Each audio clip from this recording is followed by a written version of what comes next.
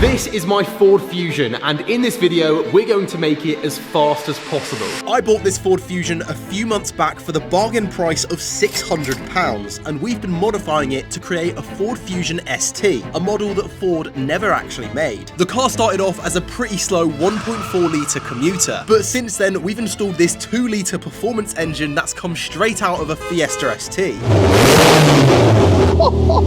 Not only did we install the engine, but we also fitted ST wheels, brakes, suspension, and a full ST spec interior. And on top of all that, we painted the car in a real Focus RS colour called Ultimate Green. But to do this properly, we had to take back out the ST engine. So today, the plan is to not only reinstall the engine, but we've also got a load of power modifications to make this Fusion absolutely rapid. And by the end of this video, you'll see the finished product of the Fusion ST, and you'll find out how much power it makes. So we want to create more power. Now, theoretically, this is pretty simple. All we have to do is get more air and more fuel in our cylinders to make a bigger bang or a bigger combustion. Now, of course, making power is all to do with the engine. And in the past, a lot of times, we've just added big turbos and sort of boost to make our builds faster.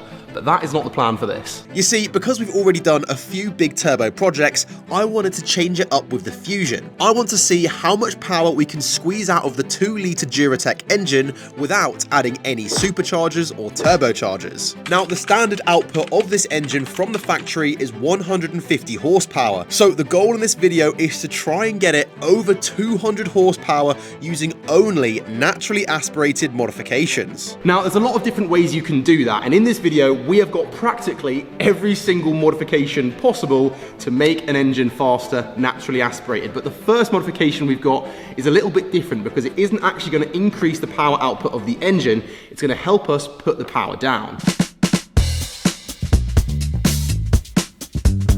So this is a limited slip differential from Quaife. Now, not only is this going to help us in a straight line, getting the grip, but also it's really going to help us in the corners. And this is how it works. So most cars use something called an open differential, which when turning lets the left and right wheels spin at different speeds. But the problem is, when one of those wheels loses grip, all of the engine's power is sent to the wheel that's slipping. When this happens, it overall reduces your grip and acceleration. But a limited slip differential solves this by sending some of the power to the wheel with the most grip. Now, it still allows the wheels to spin at different speeds during corners, but it just limits the excessive wheel spin on one side. And this helps the car maintain grip, which in turn helps its acceleration. So to get this limited slip differential installed, the first thing to do is to remove the gearbox off the engine. And to do this, there's several 13mm gearbox housing bolts that we've got to undo. So we've had to get the gearbox up on a chair to get this last bolt. Ooh. So after getting the gearbox up on the chair to help us remove the last few bolts, we could then separate the gearbox from the engine.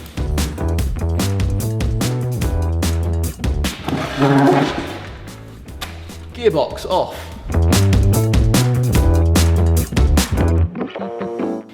Nice. Okay, so gearbox is off, and now what we need to do to get the limited slip diff installed is pull this whole thing apart and go inside the workings of a gearbox, which to this day I'm convinced is black magic. I have absolutely no idea how it works, which is why I've got my friend Andrew. Andrew's going to give me a hand with this, and the first thing we're going to do is take off all the bolts so we can see and just open this gearbox up. So let's get cracking. So Andrew is actually an ex-gearbox technician, so he's the perfect person to guide me through and give me a hand with installing this limited slip differential. So as I mentioned, the first job is to completely strip apart this gearbox, which basically involves just undoing every single bolt we can see.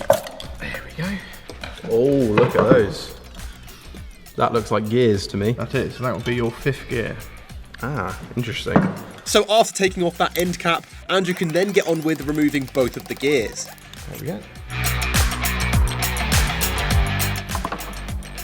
And to fully remove 5th gear, Andrew needs to use this special tool to pull it out.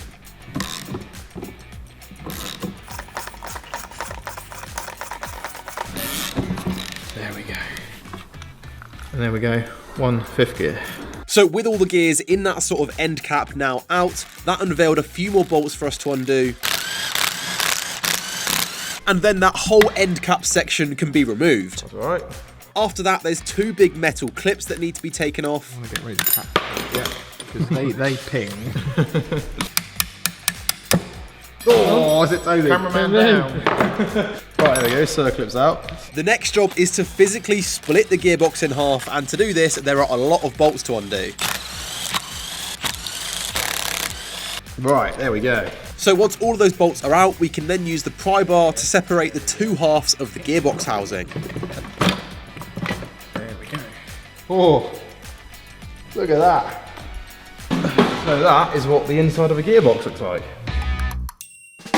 So this is the inside of a gearbox. You can see on the right we have our lay shaft, in the middle we have the main shaft with all the gears and the synchros, but most importantly in the bottom left of our gearbox, as you can see, we have our open differential. So this is what we want to replace with our Quafer limited slip differential, and to do this Andrew has to firstly strip all of these different components out of the gearbox.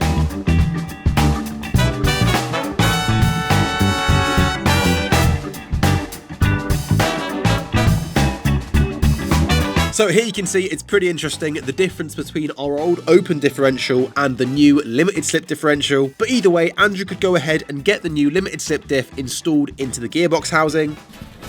There we go. One Nice. LSD fitted. And then it is just the long, skillful task of getting the gearbox built back up again. So whilst we leave Andrew to build that gearbox up, make sure that you are subscribed to the channel, because my analytics have told me that 76% of you are currently not subscribed. That is most of you watching this video. Subscribing massively helps out, and you can always change your mind later on. Okay, so that is our limited slip differential now installed into the gearbox, and everything is back together. A massive thanks goes to Andrew for doing that for us, because I wouldn't have had a clue. But now that we are done with that, we can move back to the engine. So here we have the first upgrades that we're going to fit to the engine. Now starting off, we've got this clutch kit. Now this is an organic clutch. It's a Helix Auto Sport clutch, and this is basically an in-between of a really hardcore advanced race clutch and a normal clutch. It's like a nice in-between, so it's not super heavy, but it will manage to hold all the power that we're going to be putting through this engine. And on top of that, we also have a lightened flywheel. Now this is a game changer for making it a little bit more power, but making also the engine feel more alive when you're driving it. It helps you rev up faster, and also it should give us a tiny bit more power through drivetrain, less drivetrain losses as well. And to finish off, we're going to install this exhaust manifold. This is from Miltech, and this should help increase our overall power output of this engine by helping it breathe a little better as well. And of course, that'll be after a remap. So let's get all this fitted. Are we ready to go? Yes. Ollie, how enthusiastic are you? Yes, I love Fords. Ollie hates Fords, so doing this is like against everything he believes in. But we're doing it. Let's go. So to get these modifications installed, Ollie could start by taking off the old clutch. Oh, nice one. And meanwhile, I could take off the old exhaust manifold. And as I was doing this, Ollie was on to removing our old flywheel.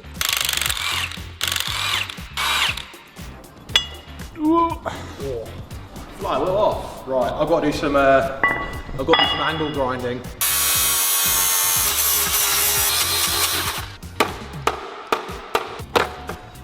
Off she comes.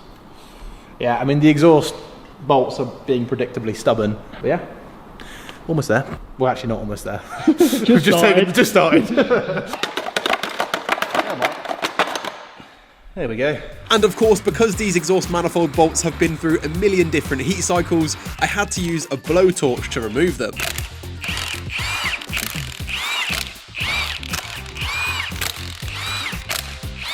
And before removing the manifold, Ollie could get our new lightened flywheel fitted. Time to torque them up. And once that was done, I could undo the final bolts on the manifold and remove it.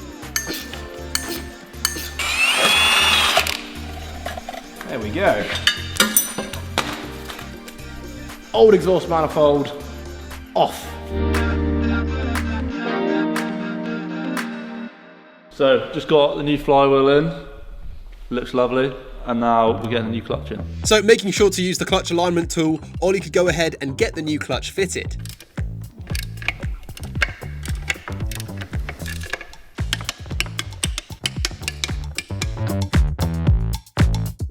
And meanwhile, I could swap over our lambda sensor from the old exhaust manifold to our new exhaust manifold.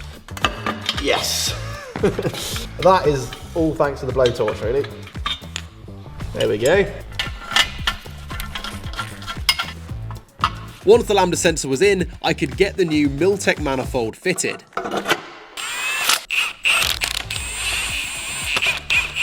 And after going over and checking all the nuts were tight, that was job done. Okay, so exhaust manifold is on, clutch has now been fitted as well. Now the next thing we've got to do is get the gearbox back on the engine. Now firstly, we can install our lovely new clutch release bearing, and then it is just a task of getting this on. So I could quickly install the new clutch release bearing, which is really easy. There's just 3 bolts that hold it into place. Fitted, let's get the gearbox on. Now, getting this gearbox reinstalled is actually pretty easy. Because it's a nice small gearbox and a nice small engine, you don't need to be quite literally the Incredible Hulk to get this refitted.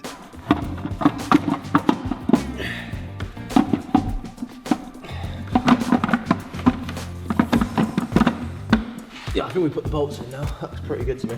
So after getting the gearbox lined up, I could then do up all the bolts.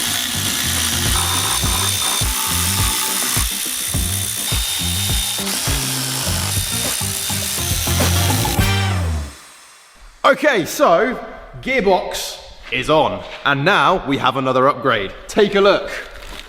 These, for the eagle-eyed viewers among you, will know that they are a set of camshafts. We've got 2 of them, an exhaust cam and an inlet cam. And these are going to be one of the main things which helps increase our horsepower on this engine.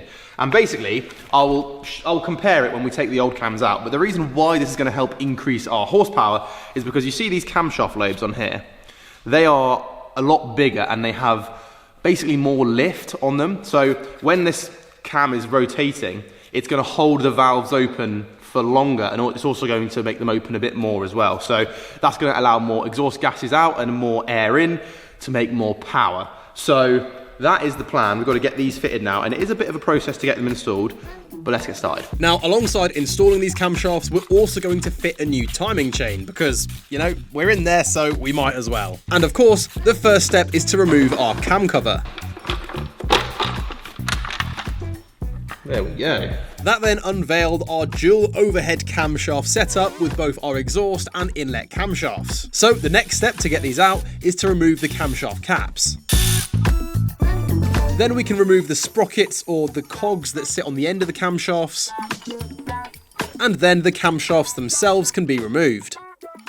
So now the old camshafts are out, you can see from this comparison the difference between the camshaft lobes on our old versus the new camshafts. And you can imagine that if these were spinning around at 1,000,000 miles an hour, why the cams on the left would open the valves up for a bit longer than the cams on the right. But we aren't on to fitting these cams just yet, because we firstly got to do a bit more stripping down of this engine to get to the timing chain. Because as I mentioned, we're replacing this as well. Ooh. So after removing the auxiliary belt and a few of the pulleys, I can then start undoing all of the bolts for the front cover.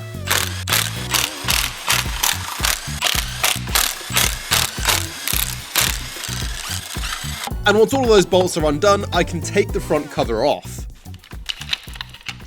And that is our chain. So we're going to be replacing this. We don't need this old one anymore. The next thing to do is to take off these tensioners. Okay, so that is everything on our engine now stripped off that we're going to strip off. Now we can move on to installing everything back on, like our new timing chain kit and also our new cams.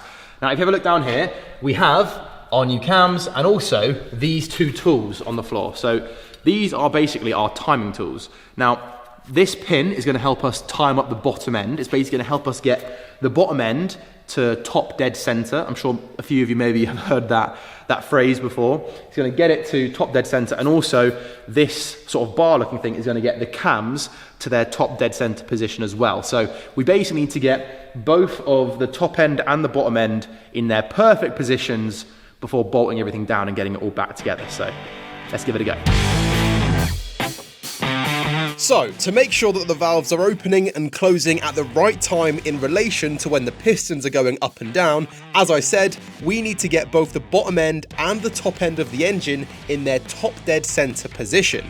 And to do that for this engine, it is pretty easy. For the bottom end, we can insert the timing pin into this little hole in the side, and when we turn the engine over, the bottom end will lock into its TDC position. That is now locked, meaning the cylinder 1 piston is all the way at the top, and because of that pin is now in, that's locking that in top dead center. So we now know bottom end is in top dead center, which is good. Then for the top end of the engine, we can loosely fit the camshafts into place.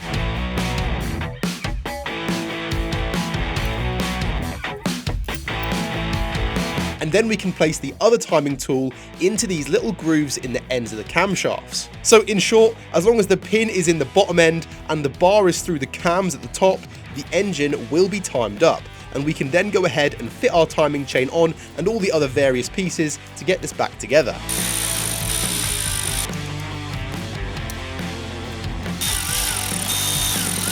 That is our timing chain on.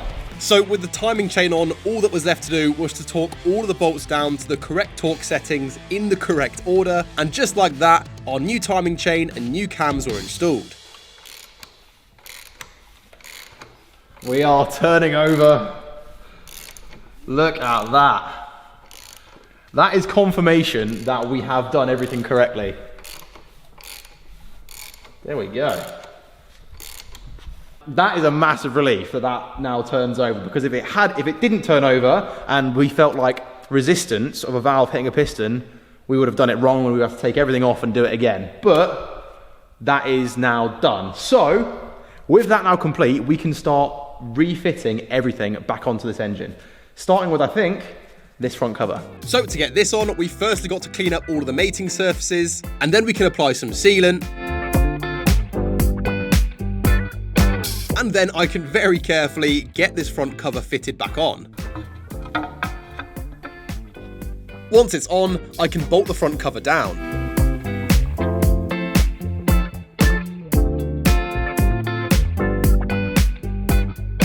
Also, all of the pulleys can be refitted.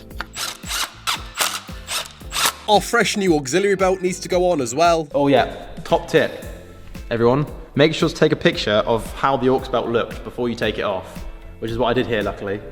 The only reason why I knew to do that is because I've been in this exact situation before where I've had no clue how it goes back on. So make sure to do that if you're ever doing this job.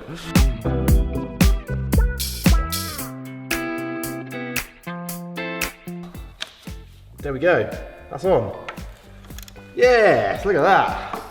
Aux belt, fitted. And then to finish off, making sure to use a new cam cover gasket, we can get the cam cover fitted.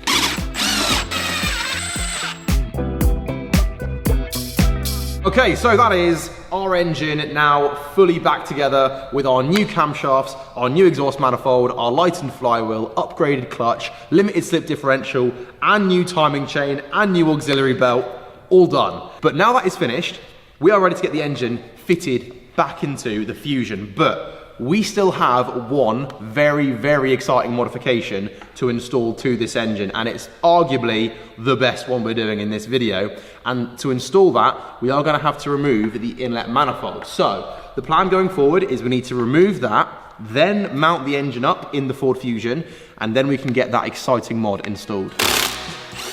So I could quickly whip off the inlet manifold in preparation for quite possibly one of the coolest modifications we've ever fitted to one of my builds. There we go.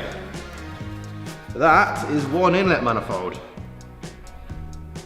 Why was that so hard to remove? There's so much that goes into that. And once it was off, it was just a case of getting the Fusion on the ramp, ready to fit the engine back in.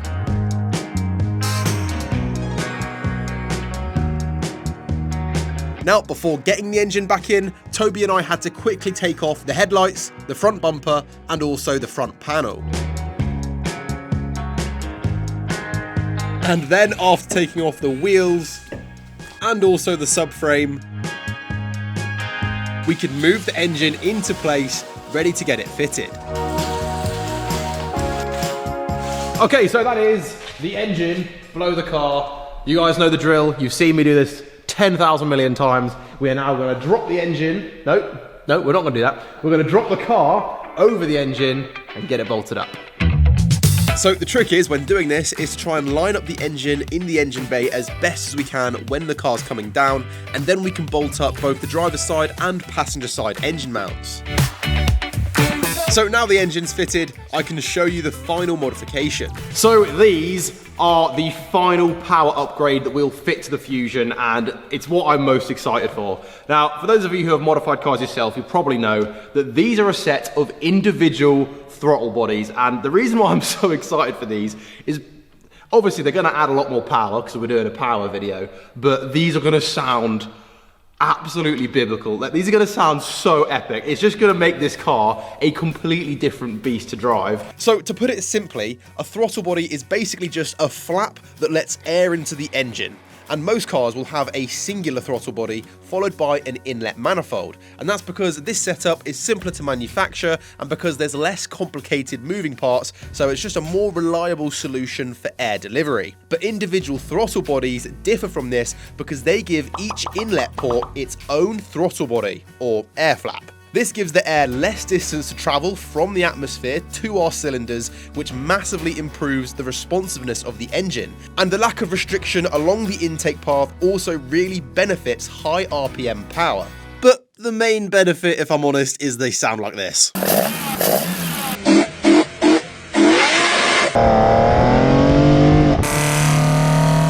So with that clarified, let's get our individual throttle bodies installed. And to do this, it's not too bad. We just have to bolt it up and then manage a few vacuum lines.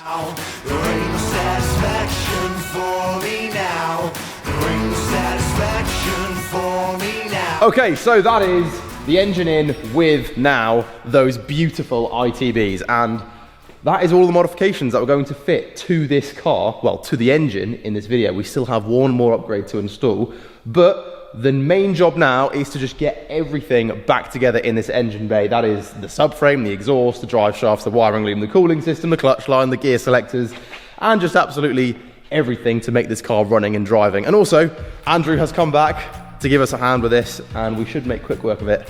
Let's go. So as for getting everything back together to make the Fusion run and drive, it can be a pretty overwhelming job because there's just so many little things that we need to do. Just like buying a second-hand car. When I bought the Fusion, I ran a CarVertical check, and that report was pretty clean with mostly green ticks and a CarVertical score of almost 70. Okay, so next is the exhaust. We need to connect up our lovely new exhaust manifold, which is here, all the way down to this section on the exhaust there. However, we can actually see on the report that my Fusion has an amber warning light for damage, and if we scroll down on this report, we can find out more about this, and whilst the damage wasn't an insurance write-off, we can see that it was at the rear of the car and the estimated repair cost was between $1.5 and $3 grand.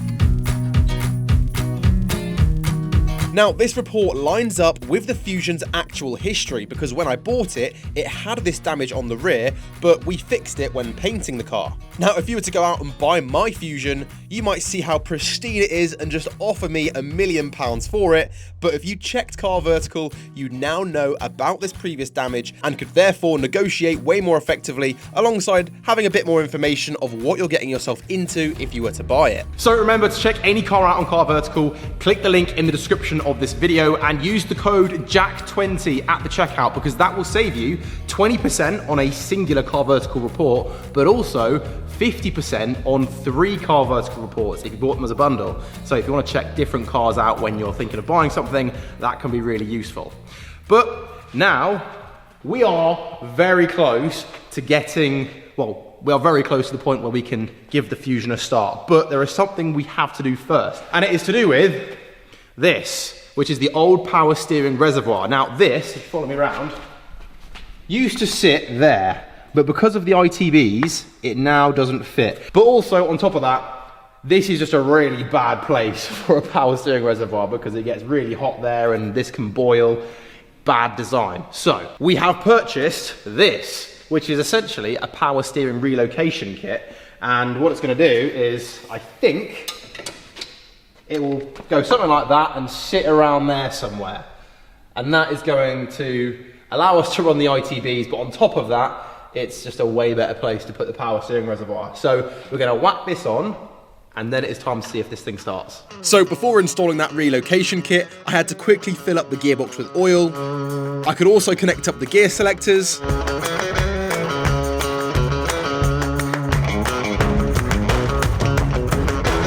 And also the engine oil needed topping up as well.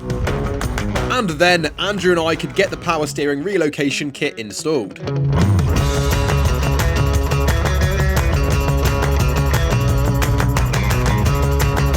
And after getting it fitted, Andrew could finish up by putting in the fluid. So it is now time to see if this engine will start, and I was pretty nervous, to be honest. Okay, I think we are now ready for a start. Andrew, whenever you are ready, my friend.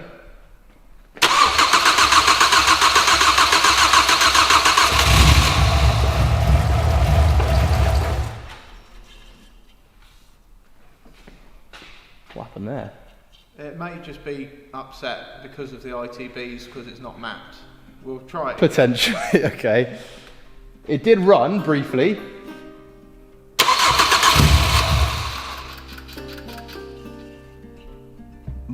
Very weird.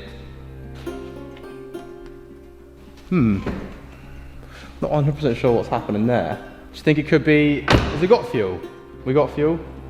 Like, I know we obviously have fuel, but how much have we got? Is it like... Just below quarter of a tank. Just below quarter? Okay. It's like the thing is, it fires up. Couldn't be a timing issue, could it? This is what I was worried about. What's that? Tick, tick, tick, tick, tick. So the Fusion wouldn't start, and at this point I really couldn't figure out what was going on here. Now, we've driven the Fusion with this engine before and we didn't have a single problem, so my head immediately went to the stuff that we've done to the engine in this video, and the two things that were really shouting out to me was the timing and also the ITBs. Now, if we got the timing wrong, this could be causing the cam sensor and the crank sensor to be giving the ECU information that it doesn't like, so it just shuts the engine off. But I wasn't too convinced with this theory because I was positive that we'd done the timing correctly. So to investigate whether the ITBs were causing it, we plugged in the diagnostic tool, and as you can see, all of these different codes started coming up and they were all to do with the throttle. So I came to the conclusion that to run these ITBs even on idle, we need to have them mapped in. So at this point, I made the decision to take the ITBs back off the car, reinstall the standard inlet manifold to then drive the Fusion to the mappers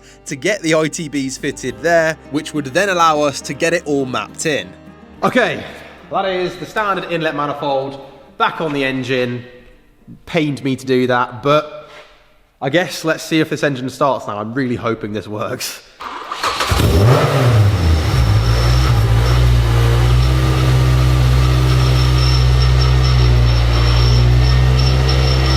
I was not expecting that to work.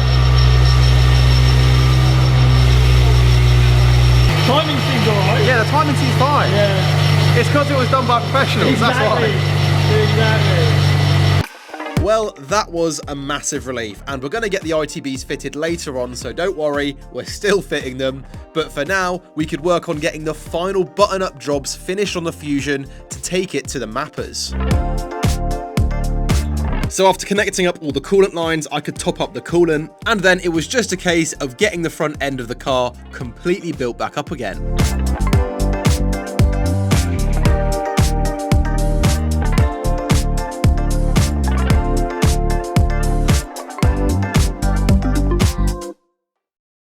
So with all of the work now done to the Fusion, we can finally go and take it to get remapped.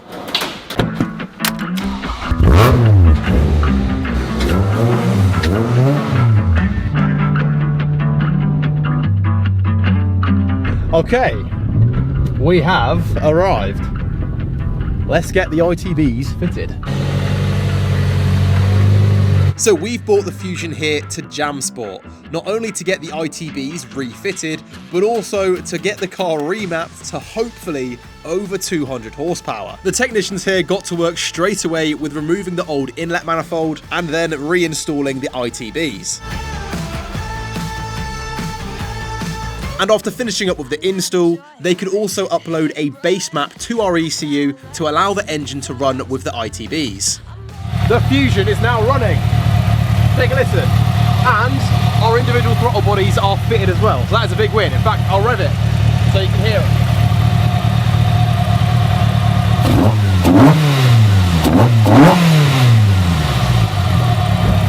So yeah, that sounds pretty good.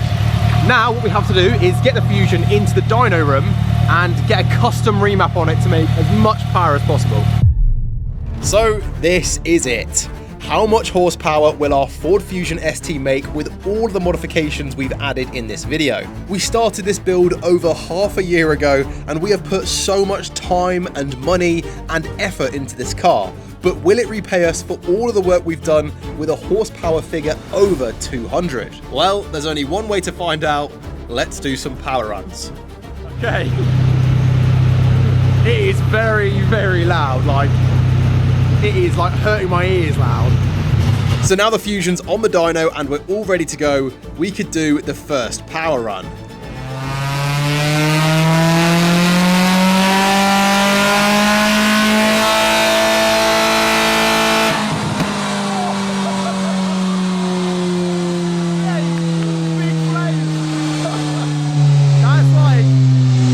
That's got to be louder than like a fighter jet taking off. It is the loudest thing ever. I can't describe how loud this car is. We really, really, really need like 10,000 silencers in there, just making it quieter, because this is currently, we're never getting on a track day in this car, ever. So after that first run, I eagerly went in to go and find out how much the Fusion made, and it was 197 horsepower, which is a little bit disappointing. I asked Jamie about this and he seemed to think that our engine wasn't too healthy and not to expect too much more. But he did say he had a few other tricks up his sleeve to try and get a bit more horsepower out of it, so let's see what it does. Okay, so Jamie doesn't seem to think it's going to make too much more over 200 brake horsepower because the engine might not be the healthiest, he's saying, but let's find out.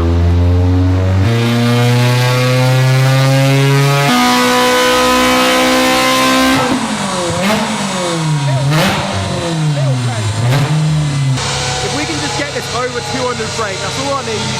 That'll be loads of fun then, you know? That'll be loads of fun. 199 brake, slow. Wait, if 190, yeah, that's exactly it. If it's 199 horsepower, let's go to the scrap.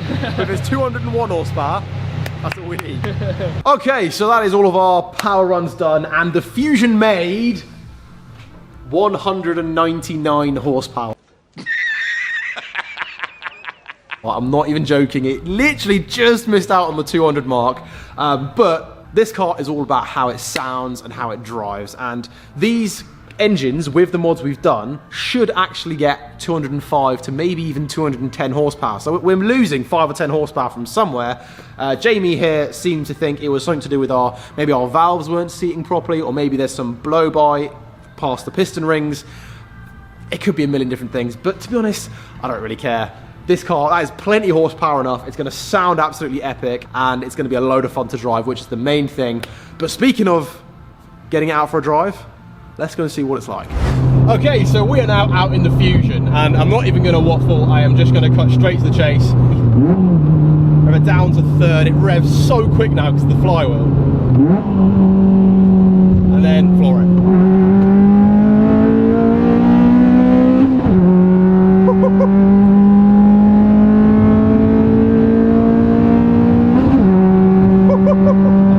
This thing, it pulls so nice. It's such a nice linear pull, and the downshifts you can get.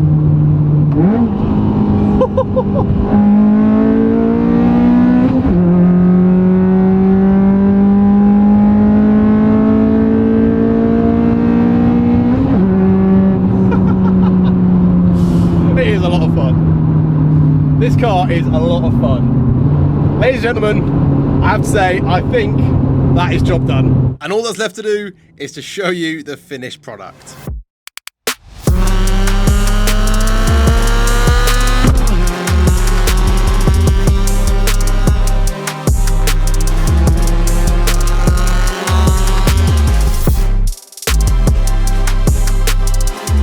So if you did go on to enjoy this video and this whole series, remember to like and remember to subscribe, and I'll catch you in the next one.